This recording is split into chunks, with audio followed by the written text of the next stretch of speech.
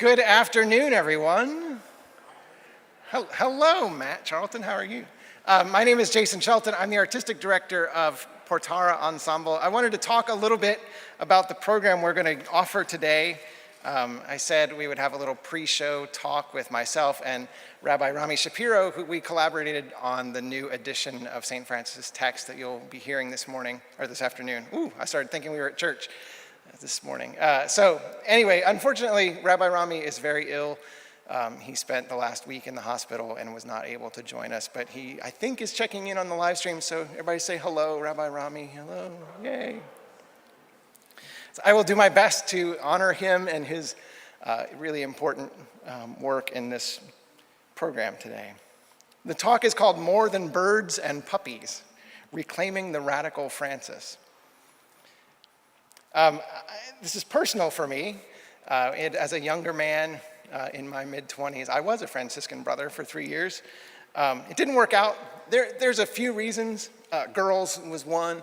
But really, more importantly, was the fact that I didn't want to follow Francis. I wanted to be Francis. And I wanted everybody else that I lived with to be Francis, which is kind of a judgmental way to be in the world. It didn't go over real well with my brothers. So I like to say I was idealistic and disappointed. And I think that's a pretty good way of describing Francis in 1225, idealistic and disappointed. He was sick, he was dying, and in that year he wrote the Canticle of Brother Sun and Sister Moon. Now, when people think of Francis, most people think about animals and gardens, patron saint of the environment, and they skip over the radical part of his story, the part that challenges us and makes us uncomfortable. Regina Walton, a dear friend of mine who's an Episcopal priest in Massachusetts, posted the other day, because yesterday was the feast of St. Francis. How many of you went to the pet blessing just a minute ago over here? A couple of you, great. She said, this year for St. Francis Day, I think we should skip pet blessings and go straight to kissing lepers and walking away naked from the patriarchy. If you don't know what she's talking about, you don't actually know the story of St. Francis. Now, someone here is going to walk away from this saying that I don't like animals. And just to be clear, this statue sits on the shelf above my piano. There's a bird, there's a wolf, there's a lamb. It really is dusty and needs to be cleaned. And my dog's name is Frankie, after St. Francis. I do love a pet blessing, and I think maybe we should care about the earth, sure. But if I could be so bold as to try to distill Francis into a soundbite, it wouldn't have anything to do with pets or bird baths. It would be that attachment to stuff, money, power, and position is an obstacle to following the teachings of Jesus. Francis embraced what he called Lady Poverty, and in so doing, he radically threatened the power structures of his day, namely the church. Now, in the Middle Ages, the church was the center of power in most European villages, and monasteries owned most of the land in the countryside. I hope our gracious hosts here at St. Bartholomew's will forgive me for saying so, but Francis recognized the inherent inevitable conflict that comes with owning stuff, especially owning buildings. Once you have a building, you have to keep it open, and that requires funding, which means having sources of funding, and keeping those sources of funding happy sometimes requires compromise. Now, if I were a preacher, I might have something more to say about that, but suffice it to say that Francis rejected all of this, and he embraced a radical simplicity and a dependency on others for shelter and for sustenance. This embrace of poverty was central to his spiritual identity. This is why Francis related so often with animals. He recognized kinship in their simplicity and their utter dependence on the bounty of nature and the stewardship of human companions. Francis didn't just love animals. He saw in them a radical spiritual model that he sought to embody. The final scenes of the 1972 Franco Zeffirelli film, Brother Sun, Sister Moon, with a very hippie soundtrack by Donovan, It alludes to the threat that this radical Francis posed to the powers of his day. After years of rejection, Pope Innocent III, played by Sir Alec Guinness, who then dressed like a Franciscan as Obi-Wan Kenobi, the Pope finally agrees to approve of Francis' plan for a new order of poor, mendicant, or wandering brothers. And he says, from the gaudy gold-gilt palace of the of the St. Peter's Basilica, that he says to them, your poverty puts us all to shame. When we bless the pets, but we skip the poverty, we miss the point of Francis the radical. The Francis who was so deeply disappointed that his mission and ministry didn't really seem to change anything. In his final years, recognizing his frailty, Francis turned over leadership of the order to the other brothers. They immediately began building monasteries. Francis lamented that the brothers had abandoned Lady Poverty before he was even in the ground. It was this radical Francis, broken in body and deeply disappointed in both the church and his brothers, who nonetheless had the spiritual depth to offer a song of praise from his deathbed. This song, the Canticle of Brother Sun and Sister Moon, I told you I was going to cry. It was written 800 years ago, right now. It's what we celebrate today. Last year, I had the good fortune to visit Assisi for the first time. It is stunningly beautiful and a little gross. There are shops everywhere hawking trinkets. The commercialization of his name and likeness would have shocked and offended Francis, I'm sure. But on the outskirts of town is the tiny chapel of San Damiano, where Francis' ministry began by rebuilding the crumbling facade, and where he spent his final years in great sickness and pain. In the beautiful, simple courtyard of the chapel, Francis felt the daily kiss of the sun and witnessed the expanse of stars and the movement of the heavens. Deeply moved by the constancy and simplicity of it all, he composed a song of praise unlike any before it. There's no mention of the church, no sacraments, not even Jesus. There is just the simple yet profound recognition of the divine in the rhythms and the patterns of life, if we would simply pay attention to them. I had something of a vision standing in that courtyard. It was of this moment. All of us gathered here. I knew I was going to write a setting of the canticle, and my first thought was that it would be in the original Umbrian dialect of Italian. Lucky for all of you, I abandoned that idea pretty quickly. Then I spent months looking for a poetic rendition of the text in English, something that would sing well. I consulted with Franciscan friar friends and scoured resources, but I didn't really find anything that suited my purpose. So then I decided to call my friend, Rabbi Rami Shapiro. I had worked with Rami on several projects before, including writing a little hymnal for his Holy Rascals project. I told him I wanted to rework the text so that, number one, it would sing well, and number two, it would say something that made Francis radical again for the 21st century. I wanted to keep the relationality of brother this and sister that, but somehow not the unnecessary gender-specific language that went with each. Shout out to the non-binary kids who taught me to notice such things. Rami's solution, which he sent me in the middle of the night, not 12 hours after we first discussed the idea, was to reframe the canticle through the lens of the Jewish mystical idea that alles ist Gott, all is God. There is nothing that is not the divine. Everything is one thing, and that thing is everything, the unnameable you that we, in our limitation, try to name anyway. When we try to name that thing, and from naming we create separation, division, and borders that don't really exist. This is a quote from Rabbi Rami that came out last week in his Substack newsletter, which I highly recommend you subscribe to. Alles ist Gott frightens us because it frees us from narratives, political, religious, social, economic, etc., that pit us against them. Without a them on whom to project our shadow, we would abandon tribalism, relinquish our claim to eternal innocence, accept and work to master our capacity for evil, and awaken spiritually in ways that would pull back the curtain on parochial religions to reveal the small men, and generally small men, with big megaphones hawking gods that only serve the hawkers. Few of us are willing to do this. It is, however, the one thing we must do if we are to save ourselves from militarizing theocracy, globalizing fascism, and planetary ecocide. If we start from the premise that Alles ist Gott, then Brother Sun and Sister Moon don't praise anything. They are, rather, manifestations of the divine. And Sister Death is not something to be feared, but is rather a participant in the natural processes and cycles of life. As Rabbi Rami put it in the text we'll be singing today, and your glory manifests in Sister Death, who takes each of us by hand as our bodies are transformed in the end. Blessed are those who know that all life is a part of you, for they die without fear, knowing death cannot separate us from you, for there is nothing other than you.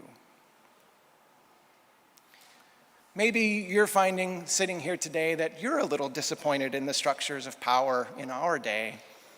If so, the Canticle is for you. And the Cumberland River Compact is for you as well. Their work goes hand in hand with France's radical vision of a world where there's no separation between humans and nature. We care for ourselves by caring for our planet, and vice versa. The pets know this. Maybe they should be the ones blessing us. Thank you for being here. We can't wait to sing for you.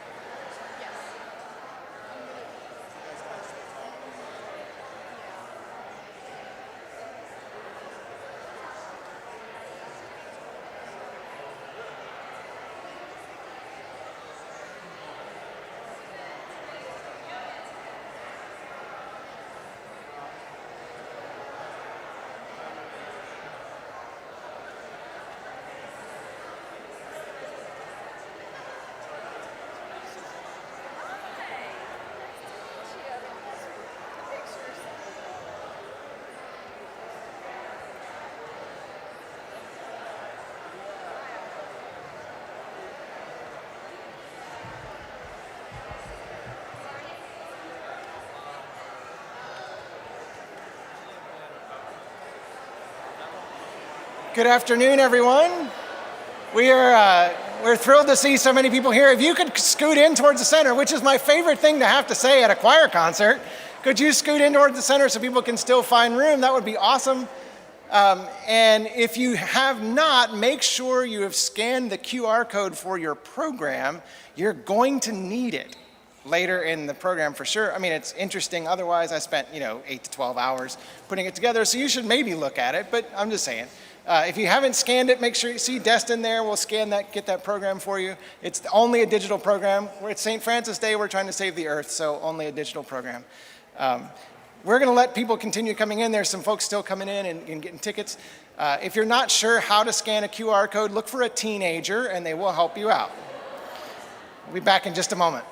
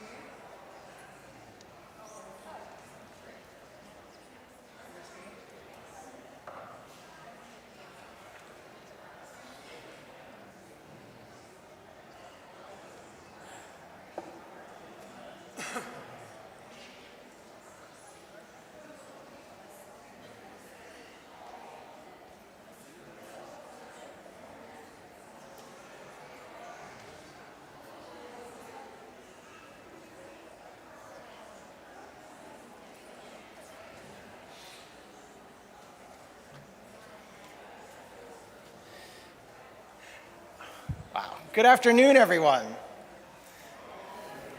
This is going to be a participatory program, so let's try that again. Good afternoon, everyone. Oh, thank you so much.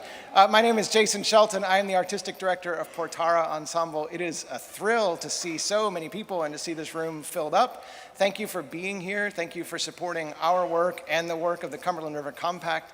We're really thrilled to see you. I want to say thank you to the folks here at St. Bartholomew's, especially David Madera. David, you're around here. So there you are up in the choir loft. Hey, David. David's the music director here. Yeah, you should do that. St. B's they've been very gracious hosts. We're really grateful to be here in this beautiful space. Make sure, if you haven't already scanned it, make sure you get the QR code for your program. If you're looking at it on your phone, I find it works best if you turn it to landscape mode, the long way. You'll see later in the program why. It's really important. Since you have your phone in your hand, it's perfectly fine to take photos, to take videos. Don't make a nuisance of yourself to the people next to you. But if you do take them and you want to post them on social things, make sure you tag at Portara Ensemble and at CR Compact. It would be great. In the first half of our program, there will be a narration, and that comes from Brother Sun, Sister Moon, a children's book adapted by Catherine Patterson. Her words hew a little closer to St. Francis' original text than what you're going to hear later in the program, and they'll contextualize the pieces in the first half. After that first set of pieces, we'll hear from the Cumberland River Compact, our community partner for this event. Every dollar from ticket sales today goes to the Compact. Last I heard, we were somewhere around the $4,000 mark for them, which is great, so thank you so much. Not bad for choir concert, right? Okay. Thank you for your continued support of both our music and our community partners. At this point, I would like to invite Portara Ensemble up, and we will begin our program.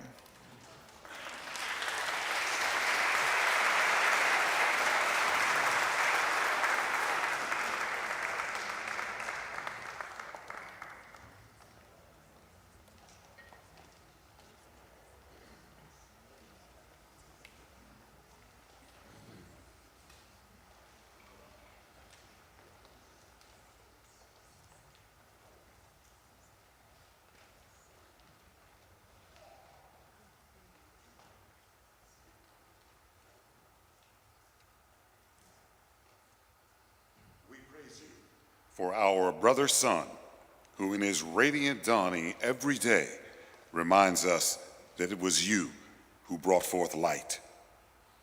We praise you for sister moon and all our sister stars, who clothe the night with their beauty and, like you, watch over us while we sleep.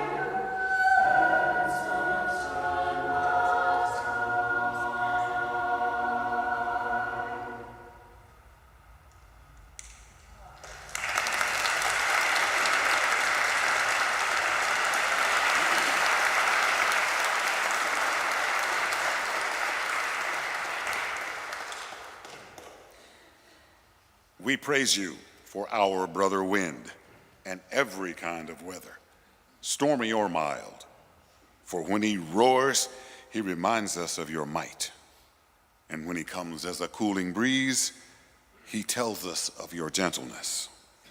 Praise too for our ever-present brother air, who, though invisible, surrounds us and gives us life and breath. Truly, he is a creation in your likeness.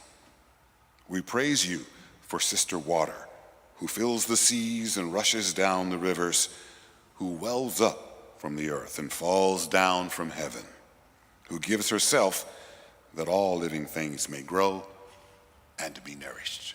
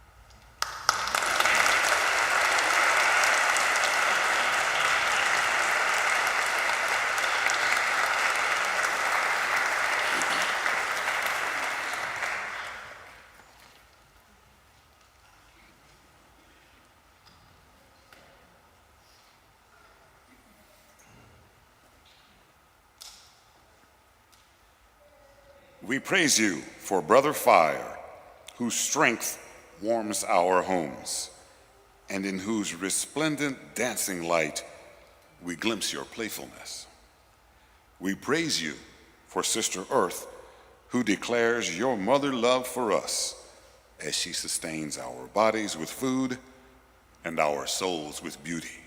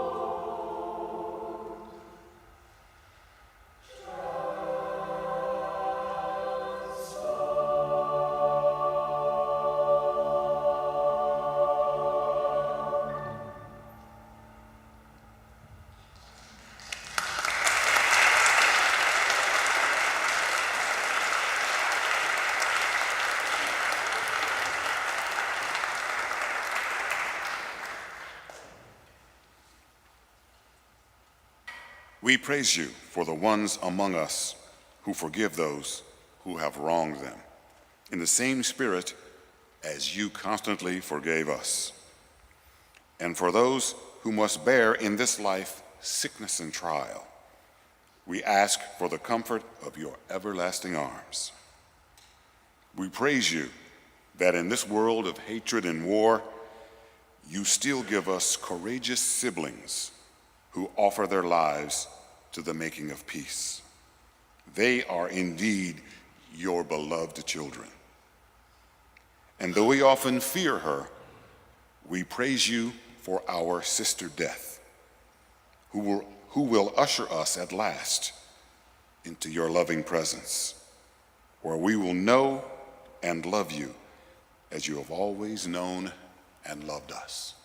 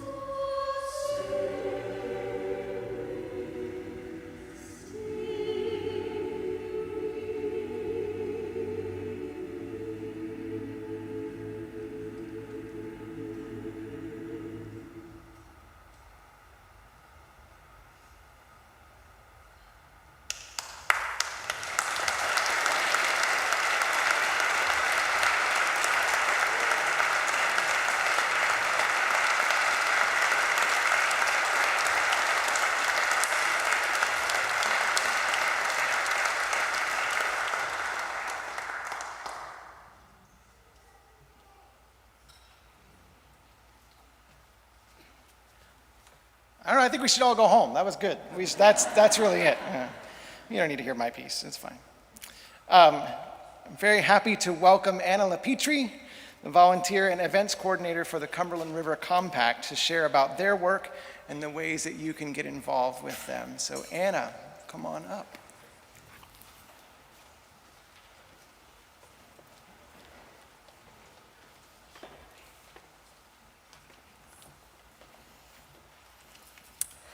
Hi, everyone, and thank you for coming to tonight's performance by Portara Ensemble.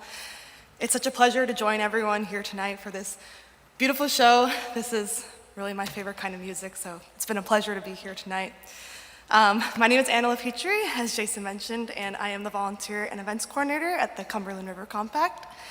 The show tonight is benefiting my organization, which is a Nashville-based nonprofit working to protect our waters here in the basin.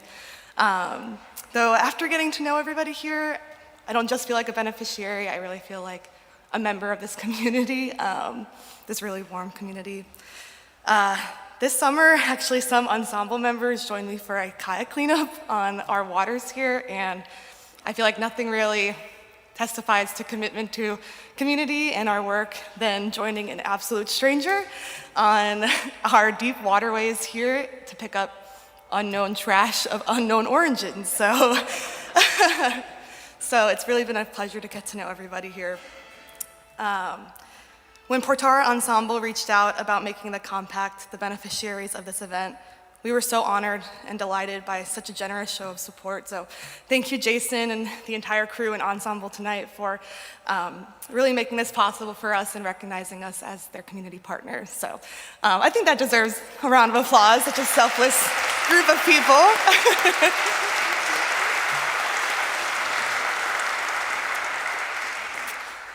Now, maybe some of you are familiar with our work. I'm sure some of you are like, okay, they love the river, great, but what does that mean?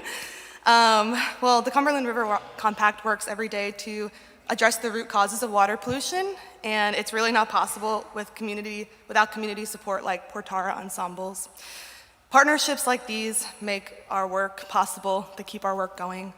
Everything from stream restoration to replenishing Nashville's urban forests, to removing unneeded parking lots and replacing them with green spaces, to restoring previously mined lands and promoting environmental science education in schools, and so much more. Your presence here tonight supports this important work and provides clean and abundant water to all of us here in the Cumberland River Basin. I get asked a lot, do we really drink the water here? Yes, we do. So the work is very important to us and to the critters that live here. So.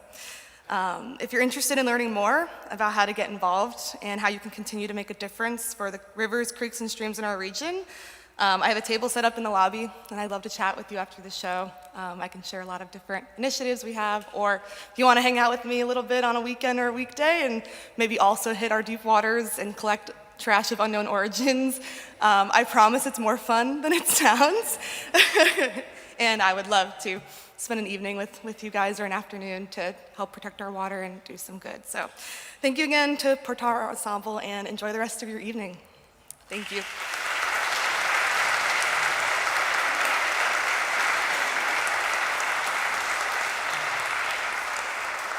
Thank you so much, Anna. I did hear from some of the folks that were doing the river cleanup, there was one very clear instruction about the cleanup. They said there are two things you don't pick up, guns and snakes. So if that tells you what you need to know about cleaning up the river, apparently they're out there, so okay. Okay, choir, come on back up. The second part of today's program is the world premiere of my setting of St. Francis Canticle. You don't know that yet. You have no idea what you're clapping for, so. The text of the canticle was adapted by Rabbi Rami Shapiro and myself. If you're following along in your program, this is where you need your program. You will see there is a chorale response between each of the movements. That is your part. Uh-oh. Wait a minute, some people are like, wait a minute, what? So before we jump in, we're gonna have a little bit of audience choir practice to make sure you are prepared. So between the movements, this is gonna come up, okay? Horacio, can I have a D, please? It goes like this. I'm gonna give you each phrase. Actually, choir, why don't we all sing it one time through? One time through. Okay, here we go. All life warmed by the sun, you name and bless each one, even as they wander from the truth, until at last they know their only. going to sing one part of this, a phrase at a time, and you repeat it back to me. Here we go. All life warmed by the sun. All life warmed by the sun. You name and bless each one. You name and bless each one. Even as they wander from the truth. Even as they wander from the truth. Until at last they know their home in you. Until at last they know their home in you. I think you have it. Why don't we sing the whole thing one time through? Here we go. And all life warmed by the sun, you name and bless each one, even as they wander from the truth, until at last they know their home in you. That's excellent. Now, a word of warning, it is Nashville, and some of you are going to try to harmonize that. Please don't. The harmony is going to get more and more complex as we go through, so don't just wing it out there. Sing the part I gave you. You'll be fine. The first time we sing the chorale, the choir is going to sing it once, so you'll get a reminder. Then I'll turn around and I'll invite you to sing, okay? It'll be really clear when I turn around, it's your turn. We would like to present the entire canticle as a single musical thought. So if you would please hold any applause to the end. You should be too busy preparing to sing anyway. Thank you.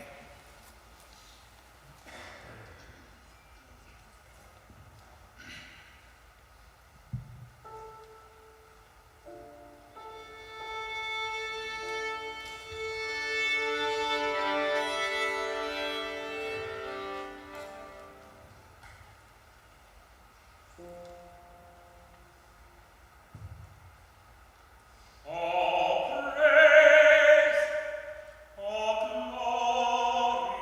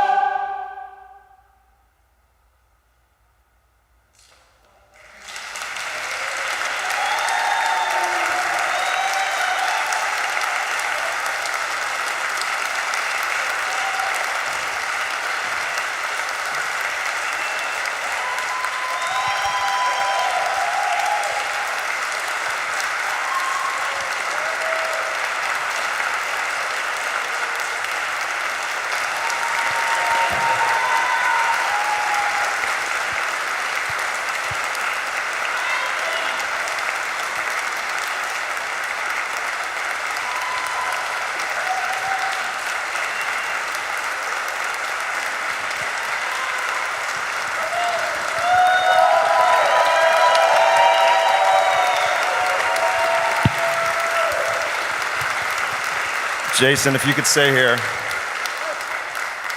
You can sit for a second. My name is Jordan Simpkins. I'm the current chair of our board of directors for Portara Ensemble, and we definitely wanted to make a few recognitions here for this amazing program. So I'm going to bring up Leah Maitland, who is one of our altos here. I went the wrong way. All right, Jason, you need to stay with me. So, good evening. My name is Leah Maitland. I am a founding member, former board member, and a former executive director of Portara Ensemble. I am so excited to share this moment with all of you as we celebrate Jason's 10th anniversary as our artistic director.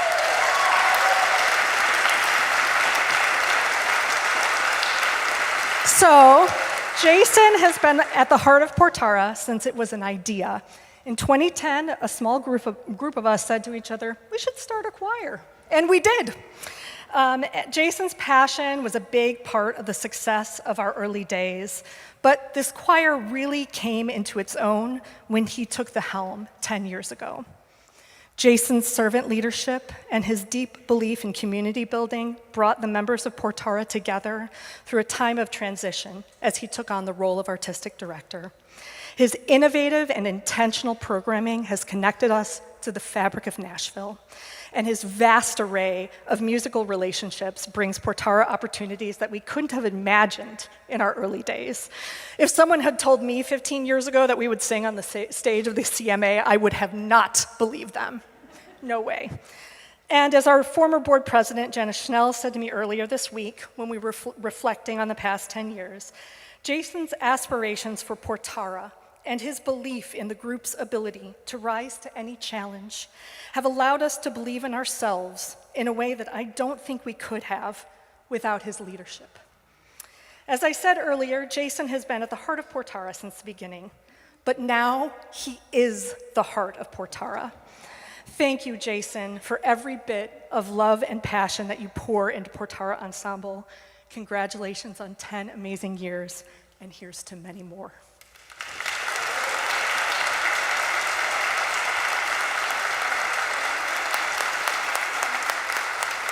Ask Destin Wisher to come up. Oh, he's there. Hello. Can you hold this thing? It's heavy. I really see it was up to me to be home. So I was gonna have like a big long speech, but then like I read Leah's stuff and I was like, well, what Leah said, like nothing I can add to that. But I will just say that Jason, you've made everything that Leah's talked about possible with your skilled storytelling, your musical talent, and your heart. And under the leadership of your leadership, I should say, you've stretched and challenged Portara artistically and organizationally, and we're better for it. For those of you who may not know, Portara means gateway. And I just want to say that Jason continues to lead us onto the other side of that threshold, after threshold, and we can't wait to see what's next for us. So, thank you so much. And so we're going to present Jason with our first Gateway Award from Portara, celebrating your 10 years.